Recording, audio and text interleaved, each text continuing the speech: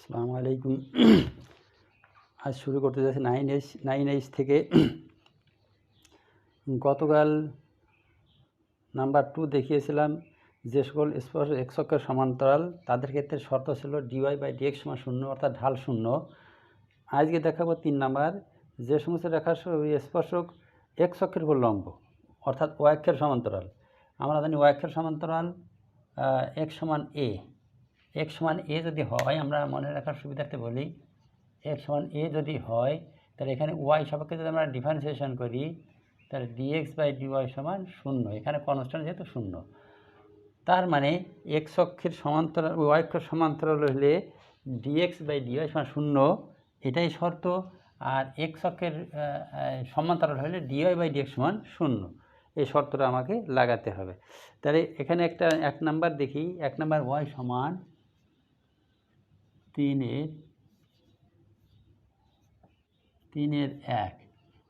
y = x² + √1 + x², 1 - x²। এই একটা বক্ররেখা। এই বক্ররেখাটার স্পর্শকের তাদের স্থানাঙ্ক নির্ণয় করো। অর্থাৎ যে নিম্নলিখিত বক্ররেখা সীমার যে সকল বিন্দুতে স্পর্শক x অক্ষের উপর লম্ব তাদের স্থানাঙ্ক নির্ণয় করো। তাহলে আমরা নির্ণয় করি dy/dx differentiate with respect to x,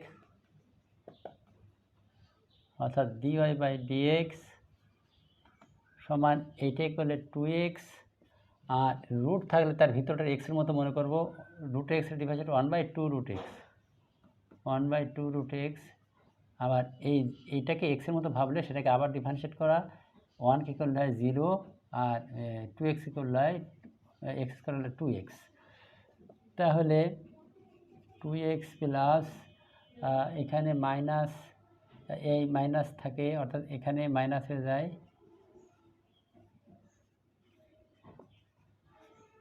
এই 2 চলে যায়, -x অর্থাৎ 2x - x বাই এই মাইনাস প্লাসে মাইনাস √1 - x²। শর্ত মতে কী লাগাবো, এখানে একটু তাহলে লসাগটা নিয়ে নেই, তাহলে সুবিধা হবে বুঝতে।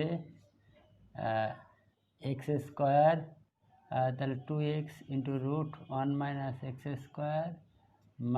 - x, এটা দাঁড়ালো। আমরা যদি এখানে dx/dy 0 লাগাবো, তো তার dx/dy উল্টাই দিই, তাহলে এখানে লব হওয়ার উল্টাই দিলে হলো 1 - x² / 2x 1 - x² - x। শর্ত মতে আগেই বলেছি, যদি স্পর্শক x অক্ষের সমান্তরাল হয়, x অক্ষের উপর লম্ব হয় অর্থাৎ y অক্ষের উপর সমান্তরাল হয়, x অক্ষের উপর লম্ব হলে y অক্ষের সমান্তরাল, সেক্ষেত্রে dx/dy = 0, dx/dy = 0, অর্থাৎ এই ডাইন পক্ষ 0, 1 - x² =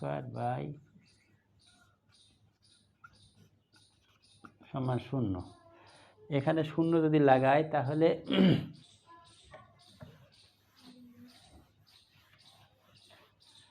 তাহলে কি দাঁড়ালো, এই আর গুণ যদি করি, এইটা 0-এর সাথে গুণ করলে 0 হয়ে যায়, তার মানে √1 - x² = 0। আমরা যদি উভয়কে বর্গ করি তাহলে 0কে বর্গ করলেও 0। আমরা যদি -x² = -1 বা x² = 1, অর্থাৎ x ±1, এখানে স্কোয়ার এপাশে রুট হলে প্লাস মাইনাস মান আসে, 1কে রুট করলে 1ই হয়। তাহলে x এর মান দুইটা পেলাম, একটা +1 একটা -1। x এর মান 1 হলে মূল সমীকরণে বসালে পাবো y এর একটা মান, বিন্দুগুলোর একটা, আর -1 বসালে একটা পাবো। সেটা কি পাই তাহলে? মূল সমীকরণটা কি ছিল?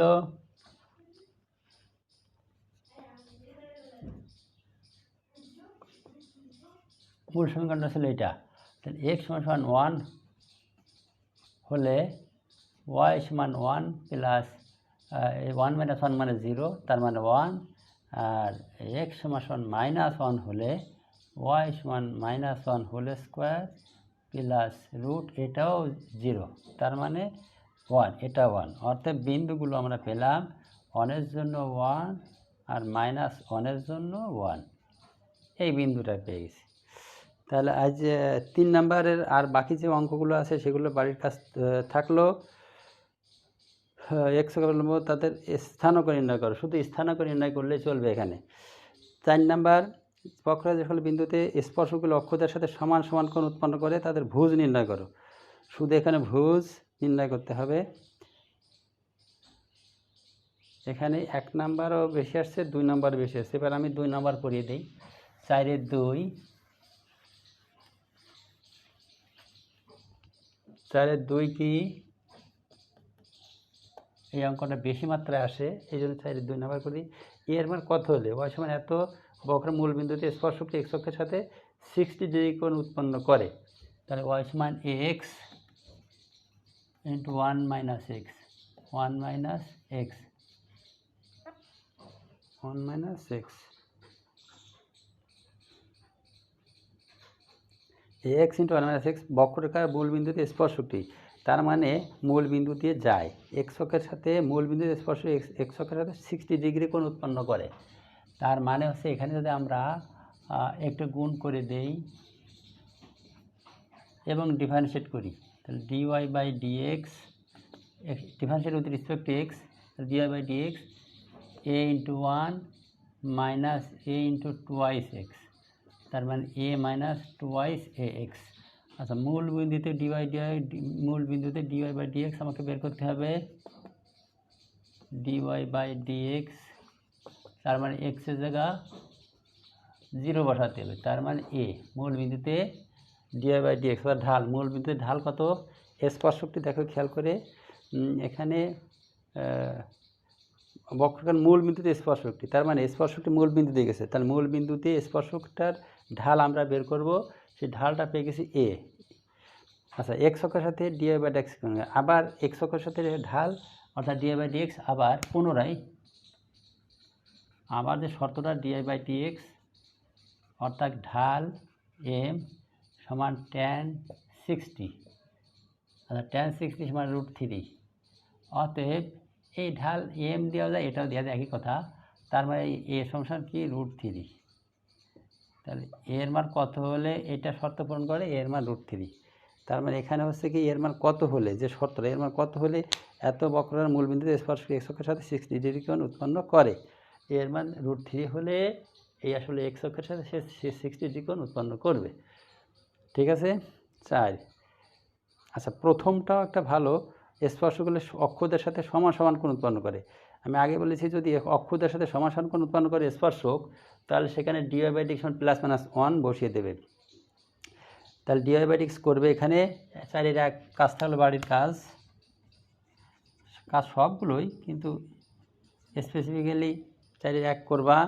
4-এর 1টা কী দেওয়া শর্ত, dy বাই dx করে সেখানে শর্ত মধ্যে dy বাই dx +-1, +-1 অর্থাৎ +1 দিয়ে একটা বের করবা, -1 দিয়ে একটা বের করবা, তারপরে সেই স্থানাঙ্ক তাদের ভুজ নির্ণয় করো, ভুজই কঠিন নির্ণয় করার দরকার নেই, ভুজ ডাইরেক্ট হয়ে যাবে। আচ্ছা, নিম্নলিখিত বক্ররেখার স্পর্শক অবিলম্বের সমীকরণ নির্ণয় করো, 5 নাম্বার। তাহলে 5 নাম্বার আমরা কোনটা, 5 নাম্বার 3 করে দিচ্ছি, সব একই কিন্তু একটা 3 নাম্বার করে দিই, 5-এর 3,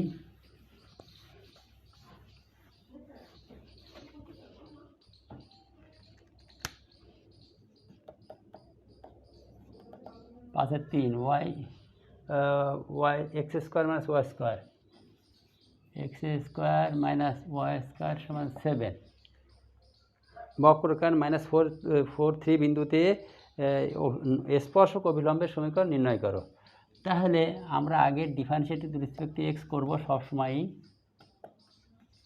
তাহলে কি x স্কোয়ার ডিফারেন্সিয়েট 2x আর y স্কোয়ার সমান 2y dy বাই dx, কারণ y কে x এর মতো মনে করি, 2x মানে 2y, আবার y যেহেতু x নয় তাহলে তাকে আবার করলে dy বাই dx পাওয়া যায়, সমান 7কে করলে 0, তার মানে -2y dy বাই dx সমান -2x, অতএব ডিওয়াই বাই ডিএক্স সমান কত -2x বাই -2y, অর্থাৎ এক্স বাই ওয়াই। এবার কোন বিন্দুতে -4 3 বিন্দুতে -4 3 বিন্দুতে ডিওয়াই বাই ডিএক্স,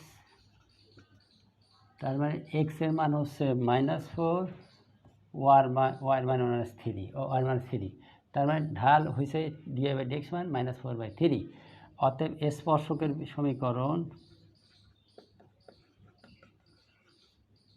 সমীকরণ হচ্ছে y - y1, y1 হচ্ছে এটা 3 সমান ঢাল হচ্ছে dy by dx -4/3 into x -x1, x -x1 হচ্ছে এটা মাইনাস, আর এই সূত্রের মাইনাস হয়ে গেল প্লাস।